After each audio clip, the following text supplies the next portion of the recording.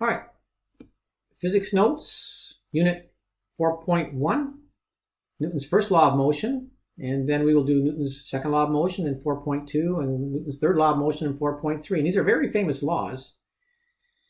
Before I do Newton's first law of motion, however, let's talk about force. A force is a push or a pull.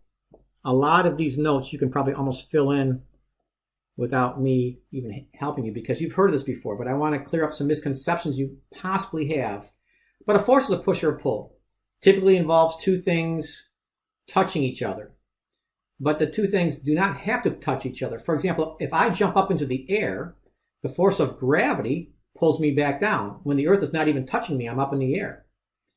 A couple other examples of that are electric forces and magnetic forces. That'll be in Physics 202 if you take Physics 202. But most of the time, a force involves two things touching each other.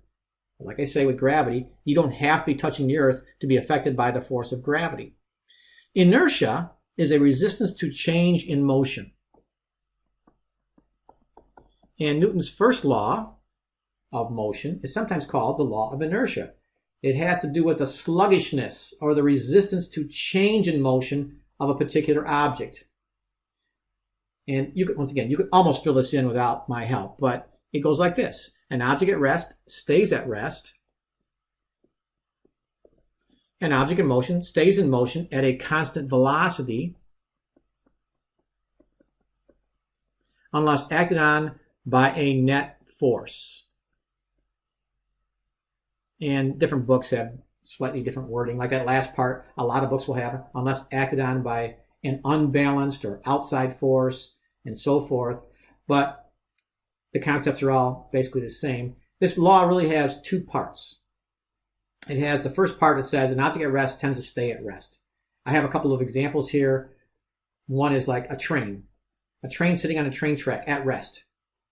It'll stay at rest indefinitely until some outside force gets it to go, like the engines acting through the wheels to get that train to accelerate. But things do not naturally want to start moving. They don't naturally want to accelerate. They will stay at rest until there's this unbalanced net force.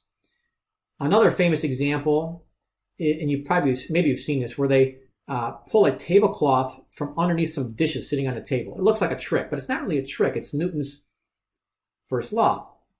And it works well if you have a nice silk tablecloth and some ceramic dishes. Paper plates don't work too well because they don't have enough inertia, but you don't want plates that are too heavy either. But you put some basic plates on a table, on a nice silky tablecloth, and you pull it fast enough sideways, and the dishes will stay there because they have inertia. They're at rest. They want to stay at rest.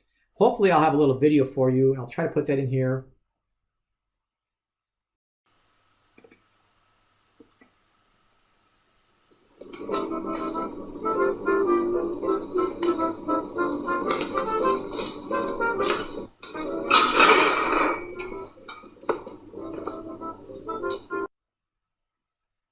If all went well, the person doing the trick, once again, it's not a trick, it's Newton's first law. And this one's a good variation. I hope it worked, where he pulls the tablecloth from the first dishes, and does it fast enough. He gets them out of the first dishes, and he's skilled enough that he gets them underneath the second set of dishes on the second table. So that's quite a unique variation of the same thing. But in both cases, the dishes stayed at rest. The ones that he pulled it out from stayed at rest, and the ones he put it under stayed at rest. And a nice, silky, slippery tablecloth that'll work. And it looks like a trick, but it's Newton's first law. Now, there's also the second part of this law where it says object in motion stay in motion unless acted on by a net force. Now, here's something that sounds like a counterexample. Like if I take a book, if I take my physics book, and let's say I put it on the floor, and I push it and let it go, and it slides, it won't keep going. I put the book in motion, and it didn't stay in motion because, well, the law says it's supposed to stay in motion. Why didn't it? Well, you all know that there was a net or outside or unbalanced force that acts on a book when it's sliding, and that's called friction. So if you could get rid of friction, and a good example of that is air hockey. If you ever played the game air hockey where you have this puck, you have a table that blows air up and gets rid of almost all the friction. If you push the air hockey puck, it just keeps gliding. It's kind of fun because it just feels smooth. And until the puck hits the another side of the table. But Let's do a thought experiment. If you could take a gymnasium and have it like be a big air hockey table where there's air blowing up from underground, and you put your air hockey puck in that gym and you give that puck a push and just let it slide, it'll slide all the way across that gym. Even like a regular hockey puck in a hockey rink, it'll pretty much do that. But ice hockey does have some friction, so the puck may stop. But most of the time, you can shoot a hockey puck all the way across a hockey rink. Maybe you've seen hovercrafts, these vehicles that blow air up from down onto the road or onto the surface it's on, and they hover. And once again, if you push them a little bit, they can just slide, and they can slide forever. Theoretically, and once again, they would if there was no friction. They'll just slide in a straight line, constant velocity. Constant velocity, by the way, I'll go back up here to this statement of the first law. Constant velocity means you're going straight with a steady speed. Constant velocity. You're not speeding up, you're not slowing down, you're not turning, you're just going straight and steady. Constant velocity boils down to you're going in one straight line indefinitely, without speeding up, without slowing down. So those are the two conditions for constant velocity: straight and steady speed. Okay, coming back down here, another example of a constant velocity. You're in deep outer space, and I use the word deep here, and I put it in parentheses because what I mean by that is you're out in outer space where there's no planets, no stars. You're deep in outer space, and you throw a ball. Once you release the ball, it will go straight forever. Unless it comes near a star or a planet, it'll get sucked in. But we're not by any stars or planets. It's like the Energizer Bunny, but it doesn't need any energy. It doesn't need any energy source. You throw it, it just keeps going. After you let go of it, it just keeps going forever in a straight line at constant speed, constant velocity. So think about that. That's an object in motion staying in motion indefinitely. All right, now I want to clear up some misconceptions possibly. We make a big deal in this class about mass and weight and the difference between the two. Mass is a measure of an object's inertia.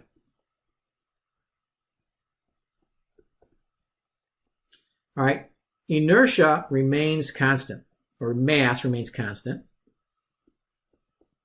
It's really kind of a measurement of the substance of an object. It's really intrinsic. It's a really basic property. For example, my mass is 65 kilograms. If I were to go in outer space, and let's say I could survive in outer space without help, I'm not putting on extra equipment. I'm just in outer space, deep outer space. I'm still 65 kilograms, no matter where I'm at. All right? As opposed to my weight is the force on an object due to gravity. Okay, weight is a force due to gravity. Mass is a measure of inertia. It's intrinsic and it remains constant. Let me give you this example. Let's say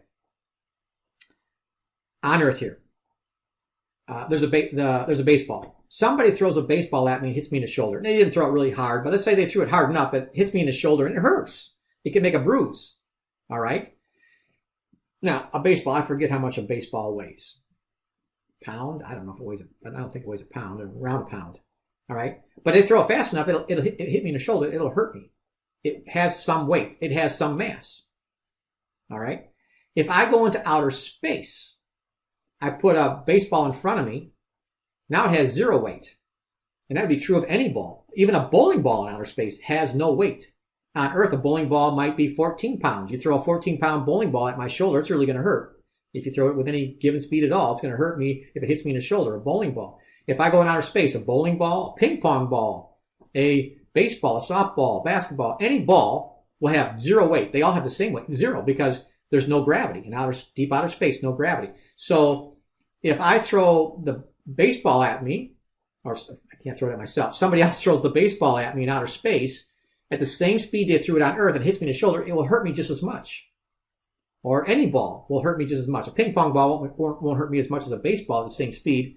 But anybody throws something at me and hits me in outer space, it will feel the same as here on Earth, because the mass is what matters. It's the substance of the material. The mass didn't change, even though any ball in outer space has no weight. It doesn't weigh anything. The weight is zero. Weight is proportional to mass, so we kind of confuse the two sometimes, but I'm going to try to practice it's going to be important to keep these straight. Let me give you some examples. Well, one last thing here. So weight depends on your location. For example, on the moon, you would weigh about 1/6 of what you weigh here. If you go to like Jupiter, you actually weigh more than you weigh here. And if you go into deep outer space, you can weigh 0. Weight is a matter of, it's a function of gravity. It depends on gravity. Now, here's how you calculate weight given your mass. We're probably going to use next to V average equals displacement over time, or speed average equals distance over time. This box right here that I just boxed in red is probably the most common equation we'll use all year, where little w stands for weight in newtons. It's named after Sir Isaac Newton to honor him. Mass here, the little m here is mass. It's not meters, it's not milli. It's mass in kilograms. We want kilograms. Make sure you're in kilograms. And little g here, once again, stands for the gravitational acceleration on the surface of the Earth. Sometimes we call the gravitational constant or the gravitational field strength on Earth 9.8 meters per second squared. You'll probably have that memorized if you don't already. On different planets, that number is different. That's why your weight can be different depending on what planets you're on. And in outer space, that would be 0. So the unit, well, the Newton, let me go back up here for a second. The Newton up here, I'm not going to make you memorize that, but capital N stands for Newton. Once again, to honor Sir Isaac Newton. But a Newton is made up of kilograms meters per second squared, because that, if you look at the equation, you're taking a mass units, kilograms, times acceleration units, so you get this combination. They're called derived units. But because it's a lot to write every time, we honor Sir Isaac Newton and use capital N. Whenever units have a capital, that means they're named after a famous scientist. So we want our mass, or not our mass, we want our mass in kilograms, we want our weight in newtons. Now, interestingly enough, here's, most of this you know. In the SI unit, our masses are kilograms. We can use grams, we don't want to, but our standard is kilograms. Stick with kilograms as best you can. Convert to kilograms. Our weight we want in newtons, capital N. If you're in English, you have pounds. Now, pounds. Pounds are abbreviated LBS. LBS. Pounds. It's because there's some kind of Latin root that has those letters in it, but pounds are LBS. Interestingly enough, most people don't know what the English unit of mass is. It's the slug, S-L-U-G. You can look that up. I'm not going to quiz you on that. It won't probably be in any of the problems, but just that's a good trivia question. Slugs. We want kilograms though, and whenever we have mass in this class, you want to always do kilograms, and you want your weight in newtons typically. I'm going to give you a couple example problems here. Now, on Earth, if you do the calculation, right, this is a calculation here in this circle, 1 kilogram weighs about 2.2 pounds, or 9.8 newtons. That's a calculation. If you go to a different planet, those will change, okay? 1 kilogram weighs something different on a different planet. And it weighs nothing, it weighs 0 in outer space. Now, this is a conversion, okay? Because pounds and newtons are both units of force. Kilograms are a unit of mass. So that's technically why that circle there, this is not a conversion technically, it's a calculation. Because you're calculating how much weight there is given a mass. But conversions, you convert just different units for the same concept.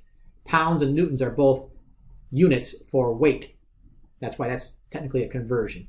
You don't need to, well, you need to keep these numbers straight, write them down, but I'm not going to quiz you on what's a conversion versus what's a calculation. What I'm going to quiz you on, or what's going to be important for you as you apply these to the homework, are doing these calculations here at the bottom, applying the concepts. So here we go. It says find the weight on Earth of a 6.4 kilogram bowling ball. Well, in newtons. So that will be the standard question you'll have. So W equals mg. I'm just going to plug into W equals mg. So the weight is the mass, 6.4 times 9.8. And I know, because 9.8 is close to 10, the answer is real close to 64, because 10 times 6.4 is 64. I did this earlier, and I think it came out to be 2 sig figs, 63 newtons. And technically, weight is a vector, but for now, we're just going to put the numerical magnitude down there, because, well, the direction of the vector is always straight down, so we're not going to keep saying that. The weight vector, which will be more important in the next unit, is understood, weight always acts straight down. So the Earth is pulling down on that bowling ball with a force of 63 newtons. Weight always acts straight down. That's the direction of the weight vector. Now on part B, it's really just a conversion then, because we're in the same concept. I'm at 63 newtons, and I want to convert that to pounds, just a different number system. The conversion there with that red arrow up here is that 1 pound is 4.45 newtons. So I got to put the 4.45 down here, so the newtons cancel out. 1 pound, 1 lb. Newtons cancel out. I forgot. I think it's 14. Let me double check that. So it's 63 divided by 4.45. Yeah, it's 14. So the weight is 14 pounds. lbs. Straight down. Once again, that's the direction. Finally here, what is the mass in kilograms of 135 pounds on Earth? So you can treat it like a conversion. It's really a calculation, but on Earth we have that red circle up here, so we're just going to treat it like a conversion. And let's see, it's 135 pounds times, okay, on Earth. And if you're not on Earth, they have to give you the conversion factor here, quote unquote, the conversion factor, the ratio. And that would be, let's see, what does it say up there? It says 2.2 pounds, 2.2 pounds, lbs, is 1.0 kilograms. All right, so we can treat it like a conversion that works. 135 divided by 2.2 is 61. So that comes out to be 61 kilograms. All right, that's the mass. Interestingly enough, if I didn't mention this before, this is the one thing that the United States, in a sense, does better than Europe. The metric system is better than the English system. And the United States has stuck with the English system for whatever reasons, but the scientific community in almost all countries uses the metric system. But the one thing that's a little bit wrong in Europe and Asia, and that is if you go to Europe or Asia, and somebody asks you, what is your weight?